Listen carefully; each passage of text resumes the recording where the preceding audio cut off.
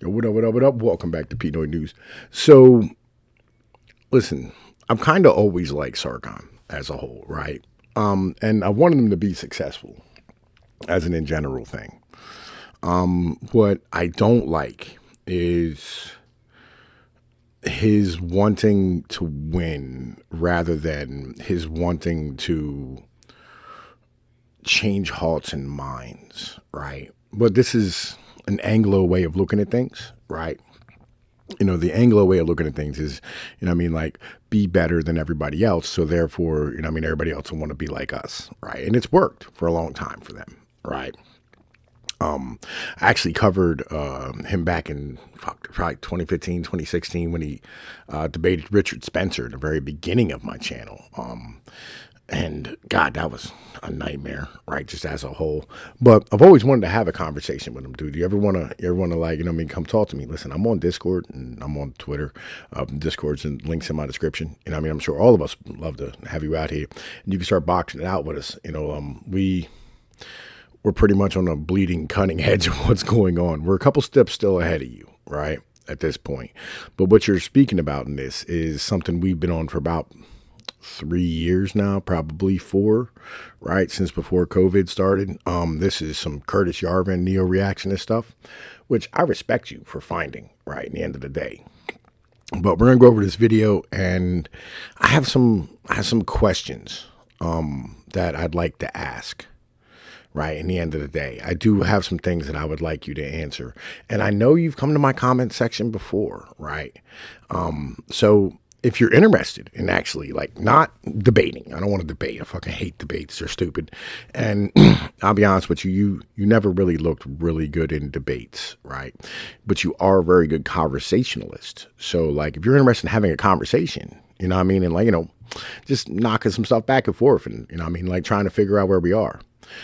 I would be absolutely thrilled to do so with you. So, I'm gonna react to this video and we're gonna get into it, man. You know what I'm saying? Everybody, if you don't know who Sargon is, most of y'all do, right? Legit, come, check this out. Let's go. There is a particularly sinister way of looking at what a human being is that I've come to find utterly repulsive, and I thought it might be worth talking about for a moment. A nation is the product of the work of centuries of one or more ethnic groups. These groups have a shared identity, which becomes the personal identity of the people who make it up, and this identity carries with it the cultural particulars of generations. Father to son, mother to daughter, they pass on the way of life that the nation builds up over time, each generation adding a small amount to it in ways that can't be predicted and may not even make sense. It dictates the institutions that each civilization has, the language they share, the customs they perform. The nation becomes something more than the people themselves. Over time, it builds up the accumulated wisdom of eons, which instruct the people on how to live in the place in which they are, and in turn, this forms future generations and fills the content of their character with their learned habits of the past. This is the great chain of being which Edmund Burke spoke of in his Reflections on the Revolution in France, and it gives people their character. To describe someone or some... All right. So again, this is something that I bring up a lot and often, right? Because I think it's very important for all of us to understand, right? Is that your culture comes from geography, right? So, if you're a mountain person, like you're going to be kind of more isolated, much more family tied, a little more hardscrabble, a little more rough around the edges. If you're living on like the ocean, you live on a beach or a coastline, you're going to be more open to new cultures because you do more trade. If you live on a plain, you're going to be more stoic because like you have to do like, regular row crop agriculture. And it'll be a different life. You're gonna have to like learn how to sacrifice today for tomorrow much more, right? So you're gonna be much more dictated in how you live. As an island, you're gonna be if you live on an island, you're gonna be much more like fearful and worryful about those who are on the mainland, right? Like Japan or Britain, as it were. And these things are inherent to like culture, right? Your culture is dictated by your geography, and it comes through time and things being passed down and all this type of shit. And the problem that we have today is that, like the British and the Europeans who came to this land, whether, whether you're a Brit or a German or a Swiss or you're, like Italian or Irish, it doesn't matter. Like we came here and we never had a chance to really form a culture, right? And the British at that time had what was known as the total state, right? And they still have a total state today. The total state merged into what's known as like the liberal managerial like way of life. And basically, what happened is back in the day, kings were held in place by the Pope. Right. It was like, you had an outside pool of power, and then you had the nobles. Right. So like you had the king, the nobles, and, the Pope. So the king and the nobles always fought. Right. And the Pope, though, held the king in place away from the people. Right. Said, hey, look, you're going to respect them in their homes and how they live and how they act and what they do. Right. This is them. Right. You're going to stand here and, you're going to leave their households alone. Right. And when Britain divorced itself from the Catholic Church, what it did was it divorced itself from that Pope and that pool of power. Right. And not having that pool of power inside of Britain formed a total state where literally, the king could rule over top of the nobles, and then the nobles ended up, and the aristocrats rose up and formed a state that took over the king. And then it was just from then on, it was literally just managerialism, like period. Right. It was all just bureaucracy, because there was nothing else to stop it. It's why places like Italy and Spain and France, right, were never as good, because, they don't have like that. They're not as good economically, right? They're not as good at dominating the world, and it's because of the fact that, like, the Pope, has held the power of the government in place, right, and stopped it from completely just conquering everybody, right? But the British were able to like aim their entire government and their military and their culture towards whatever it is that they were doing. And they were able to conquer the world in doing so. But the problem is like they lost their culture, right? Their culture literally became the state.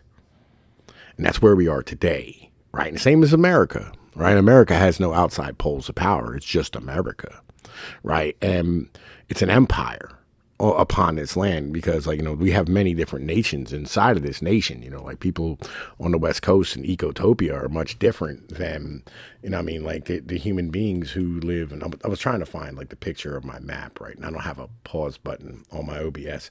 If I can find it while this is going on, we're gonna sit here and get into it.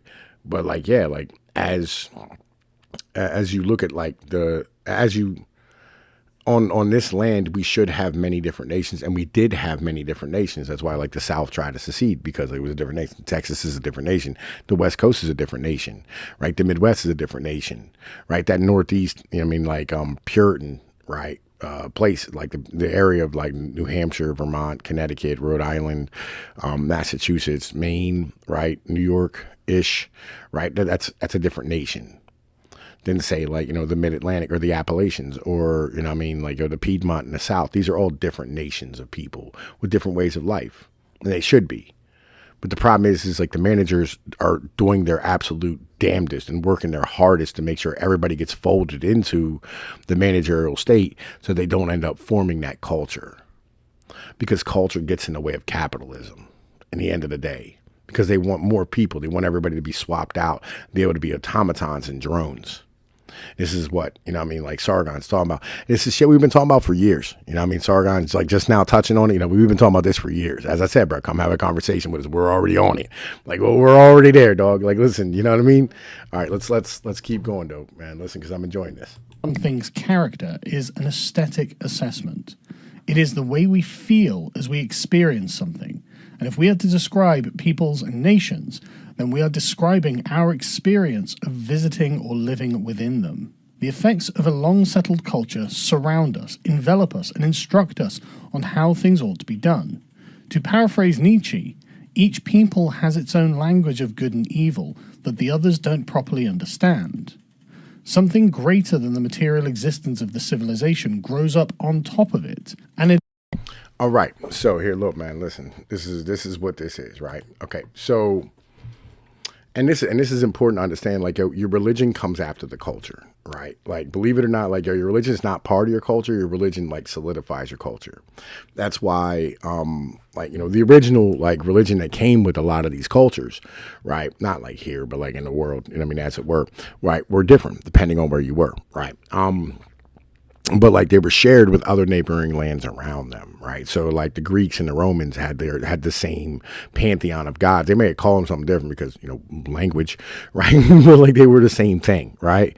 So basically, what it is you have a culture spring up, right? Which is you have like a pocket of village, and then you have a village, and you have other village, you have other village, other village, right? And like they all came from like the same that one core village, right?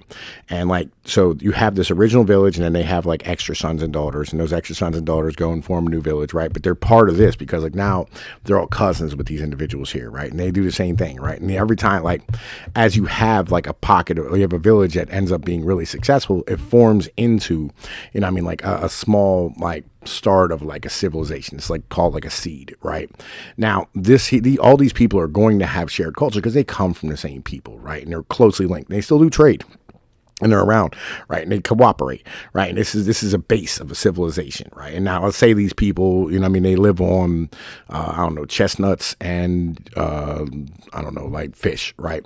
Now they all do the same thing. They all have the same basic practices of what they do when they get up in the morning, right? They go and they go out to the tree, they pick up the chestnuts and then like they bring that back in as their wife's cooking this, this is like their basic culture, right? Now, later on down the road, what they'll have is they'll have like harvest festivals for like chestnuts or like berries or whatever it is it's in that area, right? And this harvest festival will happen no matter what happens because every culture in the world has a harvest festival. Like everyone, I don't give a fuck how big or how small, right? Whether you're a hunter gatherer or whether you're like a small farming agricultural place or whether you're a giant civilization like America, but Thanksgiving is our harvest festival, right? It always is a thing. Always. You will always have a harvest festival, right? And this is the most basic premise. Now, these harvest festivals are not religions. These are just celebrations of harvest coming in, of good times, of positivity, all this stuff, right? Now, over time, right, what ends up happening is you'll form a religion based on whatever god it is, that whatever like weather or whatever the case is happens in your area, right? And, you might start making sacrifices or, you might start making different practices to like not piss people off, right? Like here in the Appalachians, when there's a storm coming, like you throw an axe in a log in the backyard, right? To split the wind, that comes in, right? These are like cultural practices. These are like little bullshit starts of religions. Okay. Now the big thing with like things like Christianity spreads, and or like these big religions, they end up spreading and they'll solidify your culture. Right. They will hardwire your culture into like, your basic essence as a people. Right. So like once your religion gets involved in it, your religion now has practices that have to happen every year or else bad things will happen because God will punish you. Right. And so like they hardwire the culture. Your religion actually fits over top of your culture like that. Same with Christianity. Like anytime you have a harvest festival, right, which is a very paganistic practice, right, which just means rural, nothing more, just means rural, right? You have a rural practice. Christianity will embrace that, become a part of that, right? And like you will end up having like Christianity become like a big part of that celebration where all of a sudden, like you'll have, a saint in Catholicism in whatever it is, or like in the Protestant religions, you'll end up having, like prayer time and, like it'll be held by the church or it'll be in like a church parking lot or, it'll be sponsored by the church and all these type of things. And the church will organize it and all these type of things. But like literally all this shit happened long before you had a religion. Right. So culture first, then religion, then comes your state and your nation. Right. A state's a new-ish thing. Right. And the word state didn't even come to be until like the 1520s when Machiavelli first used it. Right. State's a fucking 100% a new idea. Right. You're listening. Nations are actually like nationalism is new-ish, right, as far as words are concerned, but nationalism has kind of always existed. You always were part of a nation of people, right? Nations in the fucking Bible. Right, at the end of the day, right? So like these ideas, these ways of life, right, are very, very old. And these are baselines, but it really gets in the way of capitalism and managerialism in the end of the day. But like, yeah, so I put my map up on the screen. This is probably like what it should be, right? And there's an empire stopping that from happening because of like economics. But like, yo, let's keep going, bro. It is the sense of this that we feel when we are there, and why people often become philic towards certain foreign civilizations.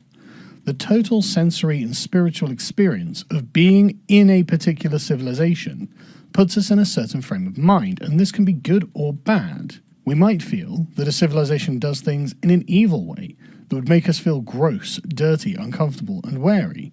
However, a civilization might, conversely, make us feel that things are being done in the right way, which will make us feel relaxed, happy, content, and at ease. To be able to identify the character of a civilization and to respect the people who carry its culture from the past and into the future, one has to identify and know them in a concrete manner. They are situated in the here and now, and they possess something greater than themselves, which shapes and forms them in its image to make the people stand out from others when they are abroad. One can tell when an Englishman or an American is in a foreign land. They aren't like everyone else, and this is true for all cultures. But this is not the way that the modern managerial state looks at the various people. I mean, that's remotely true, right? Like that's kind of true in the end of the day. All right, so an Englishman or an American in another country, right? And I mean, like, you're gonna know if somebody's British in another country, right? 100%. You're gonna know if you're an American in another country. The reason why you're gonna know that you're an American in another country because you don't have any fucking culture, right? You have no culture whatsoever. Your culture is literally like advertising. Like the American dream, like the whole cars, the house, white picket fence, golden retriever, 2.3 kids, car and driveway. That was invented by a Ford ad executive. Listen, the majority of our culture is all like advertising and consumption, right? And so therefore you really don't have an actual real solid culture that makes any fucking sense whatsoever, right? But like, Americans as a whole, right? Like we have an anti-culture, and so do the British. In the end of the day, the British have an anti-culture. And again, the reason for this is because like, our ideas and our way of life is based off of economics, right? It's like what's good for the economy. It's not what's good for our people, right? And I agree with you, Sargon, right? But this is something you're gonna have to go the whole way with, Brad. Like it's tough, you know what I mean? Like this is a tough one to like swallow down as like a former liberal, you know what I mean? But like, listen, I let go of my shit a long time ago, right? You're gonna have to like, this is one you're gonna have to just let go and be like, maybe capitalism has a bit of a fucking problem in it, because liberal capitalism is kind of what capitalism is, right? And it's all literally just managerialism in the end of the day. Let's keep rocking though. Of the earth. The managerial liberal state strips away the transcendent cultural particularities of peoples to reveal beneath only the raw matter. Instead of seeing them in 3 dimensions, it instead looks at them as lumps of rational moving flesh, living automata that exist only in the moment, which can be persuaded to perform certain functions through various incentives, such as for pay or for recognition of rights. This strips away the characteristics of the people and reduces them to wandering lone agents in a world confusingly full of rich cultural traditions. I explored this idea at length in my extensive article on Rousseau's Savage, which you can listen to or read via the link below on lotus.com.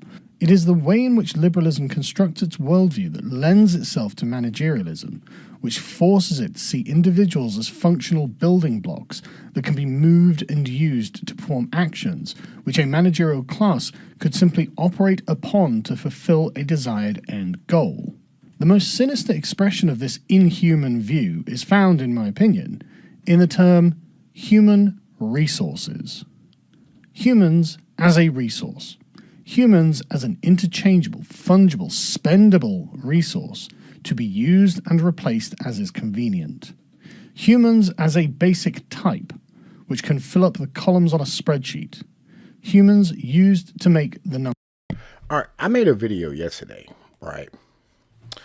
I agree 100% with this. 1,000,000%. This term is disgusting. But I made a video yesterday about an asset that we're wasting, right? Which is like the groundwater. And we've been wasting this massive resource and just draining it off at a point where, like, it can't be replenished and the ground's sinking and cracking, right? So like literally now, like, there's no hole left for it to replenish to. I've been having this conversation about this, right? And basically the reason is because you don't care about the people around you. And this is where Sargon's going to go, right? Not in this video, but this is your next step, Sargon, right? Is understanding that, like, not only is it, right, the fact that, like, you have to care about the culture, you actually have to care about the people around you, right? Like, the fundamental principle of all this, right, is that you have to let go of all of the things that, like, we've embraced, right, in, like, the Anglo world. Like, I'm like, my family's from, like, fucking Calabria and southern Italy, but, like, listen, we never had this, right? Like, we never really, like, embraced this. Some of us did, the Medigons, right? But, like, this Anglo idea of, you are an individual and you don't owe anything to your country or your nation or your people or anybody around you. You don't have to care about them or the next generation or generation after that, right? This is the next step in your journey, Sargon, right? And, like, again, you want to come have a conversation, like, legit, bro. Like, we've been running this. Like, we are ahead of you on this one, right? But, like, I love the fact that, like, you're coming our way, man. Listen, and, like, I would love for you to join this properly, get caught up to where everybody is, right? But this is a hard principle. This is a basic principle to understand.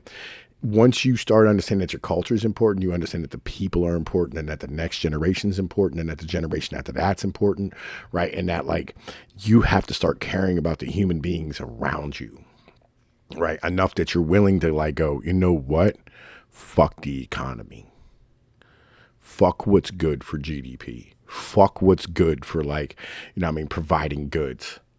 Because in the end of the day, like, instead of paying more to the farmers for, like, things like corn or wheat or whatever it is, right, we forced the farmers to grow more food, which ended up standing here having them, like, pour massive amounts of chemicals on things and drain off all the fucking groundwater so they can grow more food, so they can fucking make enough money to survive at things being sold at a lower rate. Right? Like, yo, you're destroying the things that grow our fucking food at a very basic level because we don't care about each other and we don't care about tomorrow. And we're not thinking about this as, like, humans being part of, like, a nation and a system, right? Because a nation's an ecosystem. My boy General's on this level, right? This is why, like, listen, everybody thinks General's a retard on, like, fucking Discord, but, like, that motherfucker is goddamn brilliant. Motherfuckers really don't know how brilliant he fucking is. Like, real shit.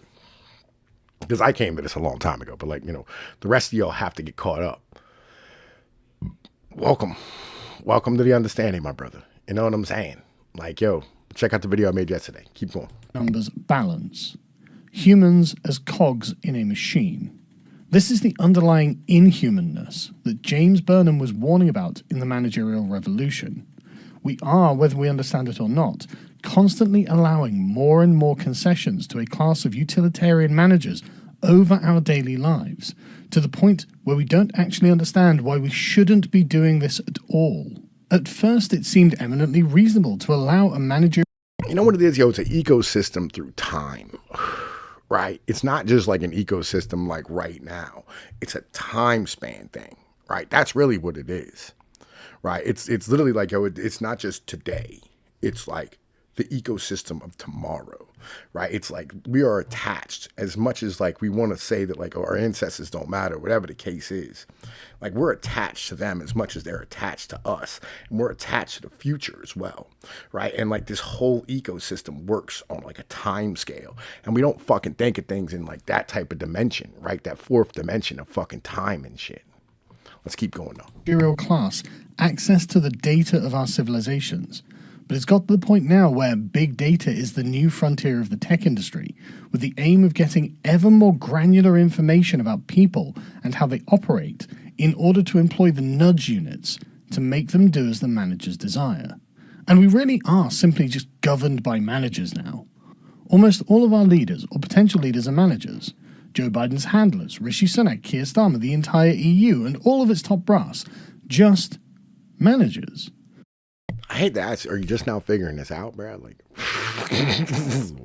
yo, I'm so glad you joined the fight, Brad. Like, listen, Yarvin, dog. Like, yo, you Curtis Yarvin, son. Like legit, just go watch Yarvin. Like, yo, this will get you caught up, right? Yo, at least at this point, you know what I mean? Like, this is basic, my brother. You know what I mean? Let's keep rocking. There is nothing that approaches leadership in any of these people. They are simply here to ensure that the managerial regime goes on as it did yesterday and to mitigate any crises that might arise.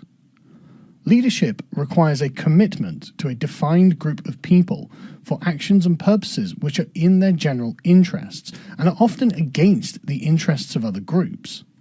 The managerial class cannot think of themselves this way, and so cannot truly be of a people. And since they aren't from a people, they can't bring themselves to care about their people. This variable simply returns a null result. It's not that they don't care about you, it's that they can't care about you. But something must fill the void. I mean, here's the thing, right? Like, are you an individual or are you like a part of a people, right? And this is a hard thing for liberals, like, and like even American, like just normal conservatives, right? It's like straight conservatives have a very hard time with this, right? As a whole, like I don't give a fuck about my individuality, right? Know what I care about? My kids. I care about my family. Like, yo, they're way more important than me. Give zero fucks about me, right? They're what's important, right? And when I look at my kids and I go, listen, you know what I mean? We're going to stop this cycle right now. I don't give a fuck if you do well in school. I care about whether or not, like, you're a good part of the family. I give a shit whether or not, like, oh, you can cook our dishes, whether you can, you know what I mean? Like, whether you can, like, hold the culture, whether you talk like me and act like me and move like me, right? That's what I give a shit about. Like, my 5-year-old looked at me the other day, right? And she was like, Daddy. I was like, what? She's like, I'm going to be a mommy when I get older. And I was like, yo, that's fucking beautiful. That's what's supposed to be, bruh. That's who we're supposed to be as human beings. Keeping it a buck. You know what I'm saying? Let's keep rocking. In the place of their nation, the system is what concerns the manager, and it is to the service of the system that all people must find themselves. This is the source of the bizarre NHS worship in Britain, and why the managerial class are completely in favour of unfettered mass immigration. They do not really conceive of people in 3 dimensions. They are looking merely at numbers and trying to make them balance. We need more young people in order to work and pay taxes so that old people will have a pension. Well, young people are essentially the same young people everywhere, so we can import them from anywhere and it becomes a satisfactory solution to the crisis of unpaid pensions. Viewed through this lens, it makes people like Trump and Farage all the more different from the establishment bureaucrats. They are from a place, and they wear their cultural inheritance with pride. I mean, like the reason why Trump, you know what I mean, is preferable, right? Somewhat, you know what I mean. It's just because of the fact that, like, you know, he's not, you know what I mean, a slave to the fucking state, right? But you know,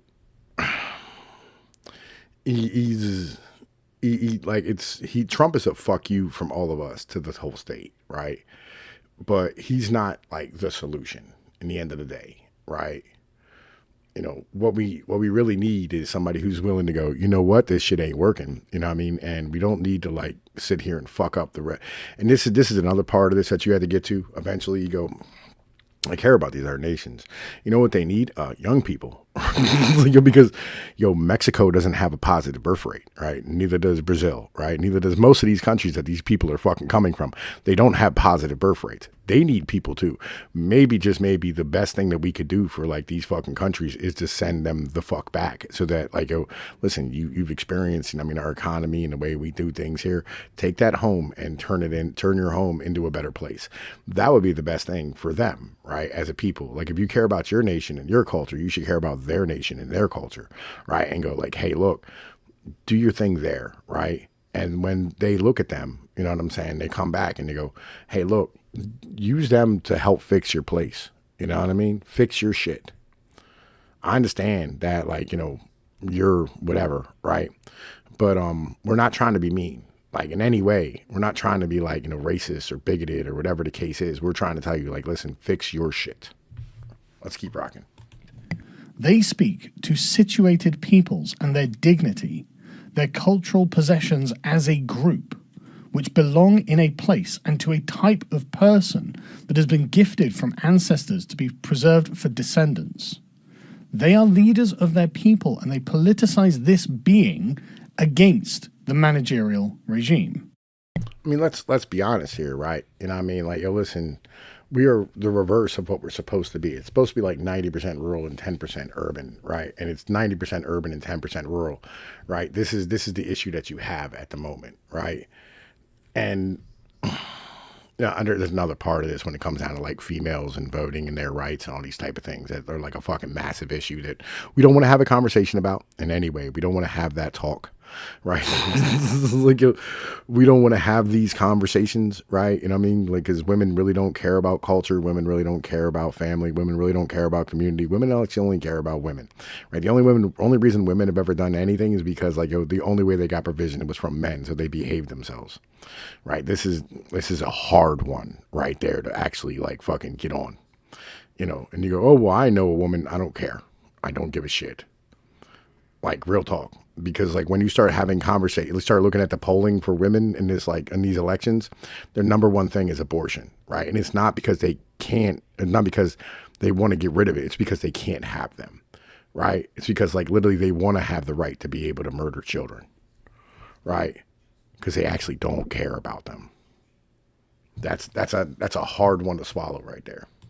It's not a coincidence that the right-wing populists are all anti-immigration, because they perceive their people in three dimensions, whether consciously or not, and can see the damage that the unlimited mixing of foreigners amongst a settled people does to the metaphysical condition of the civilization.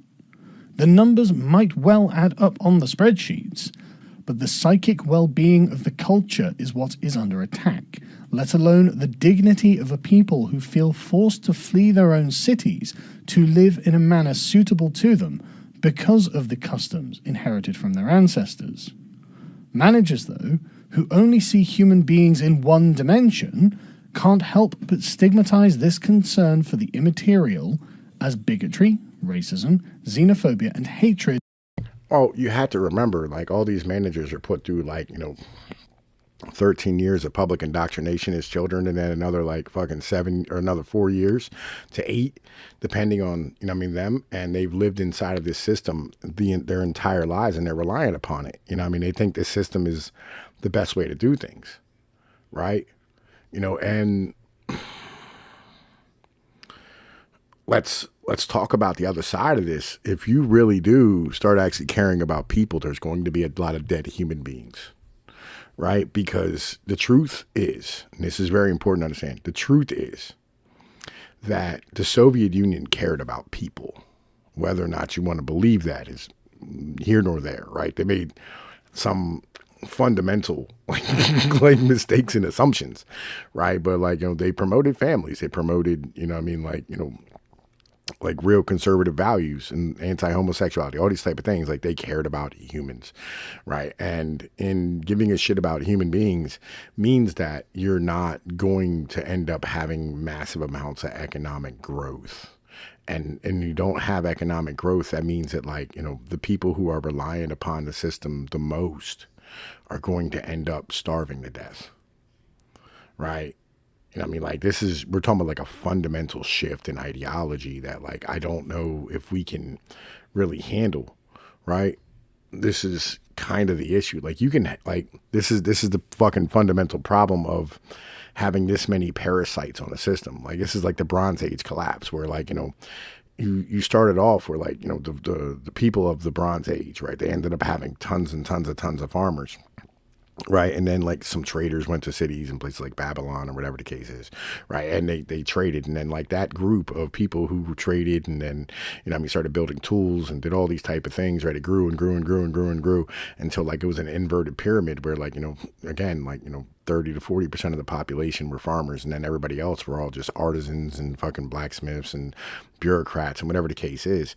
Like once those, like once you get too much people on the top of that fucking pile, the whole thing falls over and you stop having babies and the entire system fucking collapses, right? This is an issue that we don't really have a lot of a conversation about, and we have a system where 90% of the fucking people are relying on 10% of the people who actually fucking produce like things like food, right?